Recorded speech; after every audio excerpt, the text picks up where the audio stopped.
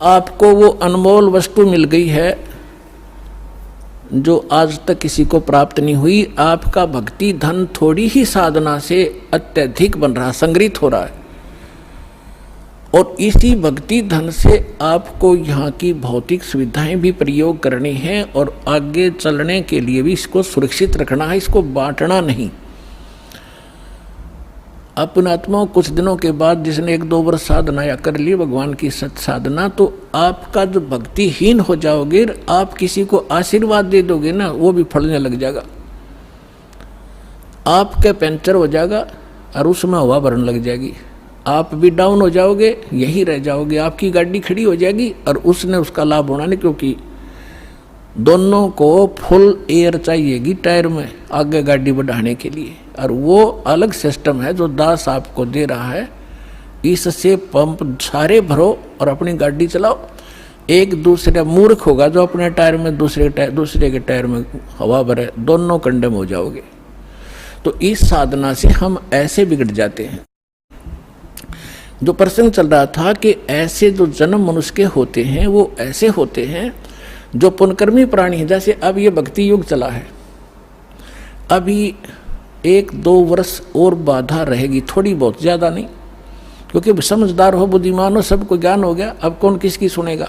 फिर 1-2 वर्ष के अंदर पूरे विश्व में फैल जाएगा, सब आपके साथी समर्थक हो जाएंगे, फिर बात खत्म हो जाएगी। फिर जो मर्यादा आप करोगे आपका सहयोग देंगे और वो भी वो मर्यादा ही पालन कर रहे होंगे, तो आपका भक्ति खंड नहीं होगा, आप भी सफल होंगे और वो भी होंगे।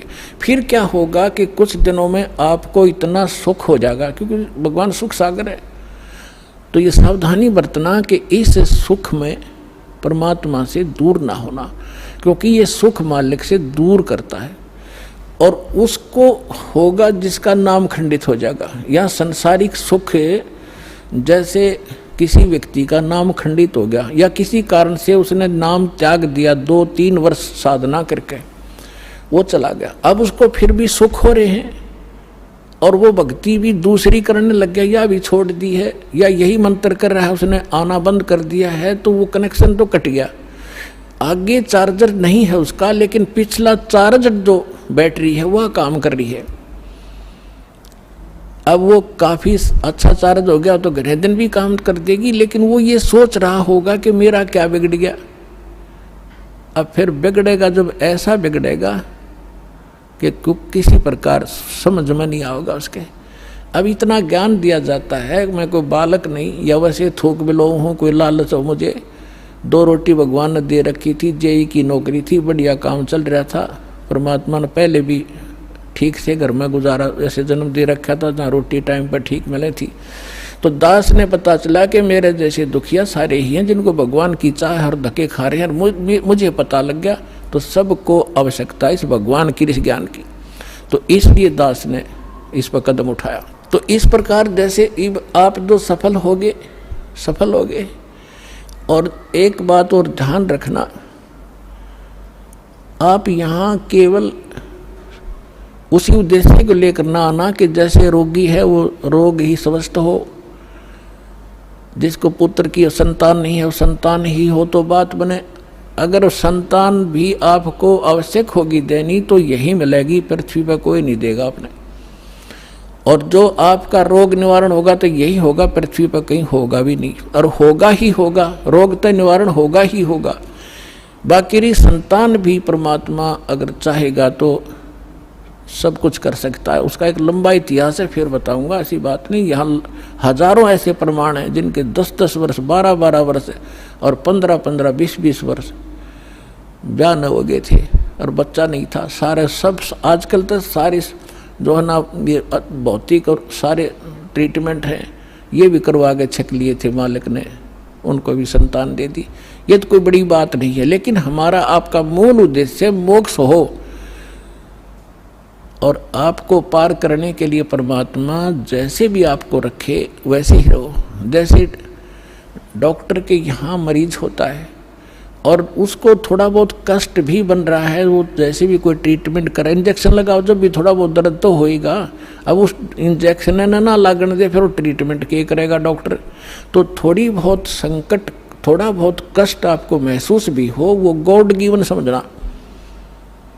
किस लिए? परमात्मा हमें उदाहरण देते हैं अपने ऊपर ही।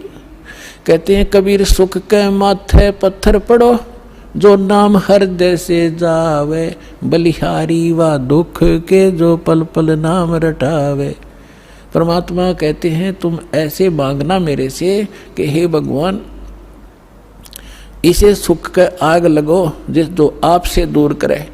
हे परमात्मा, ऐसा दुख बलिहारी उस दुख के, ऐसा दुख बना रहे जिससे आपकी याद बनी रहे, ऐसा सुख ना देना भगवान जो आपसे दूर करे।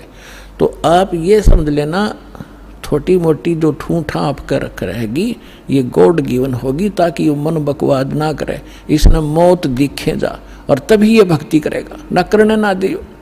ऐसा खतरनाक एलिमेंट है ये। तो पुणात्मा, ये परमात्मा का ट्रीटमेंट चलेगा जब आप इसकी शरण में आगे डॉक्टर के हॉस्पिटल में एडमिट एक पेशेंट अपनी चलाओगा तो वो रोग नहीं कटवाना चाहता, वो तो बकवाद कर रहा है, व्यर्थ में टाइम वेस्ट कर रहा है। तो आप यहाँ आगे हो, भगवान कोई बालक नहीं, आपके भविष्य की जानता है।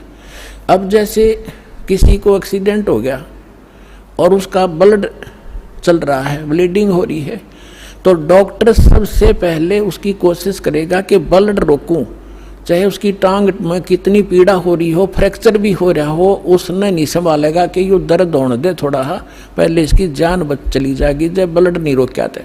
तो वो कह रहा होगा है मर गया, पैर टूट गया है मर गया, तो वो अलग बात है, पहले वो ब्लड रोकेगा फिर उस टांग ने संभालेगा, उससे जान नहीं जा सकती। तो इसी प्रकार आप यहाँ आए हो केवल एक उद्देश्य लेकर, और परमात्मा को पता है कि कल ने इसके ऊपर एक ऐसी आपत्ति आओगी, इसकी जान जानी है या कोई और भयंकर अटैक है इसके ऊपर, तो पहले मालिक आपके उस संकट न हटावेगा जो भविष्य में और आने वाला इससे भयंकर। और आप ये सोचोगे एक बता मेरा ये संकट ना ठीक हुआ, 2 बार लिया, तीसरी बार आ ली, 5वीं हाजिरी होगी। पुणात्मा, या तो आजीवन आने की नियत बनाओ जब आपका कल्याण होगा। ऐसा बालक नहीं भगवान के झाड़े ला देर जा तुम अपने राज्य हम अपने राज्य, नहीं, आपके असंग जन्म का कोड कटेगा यहाँ से।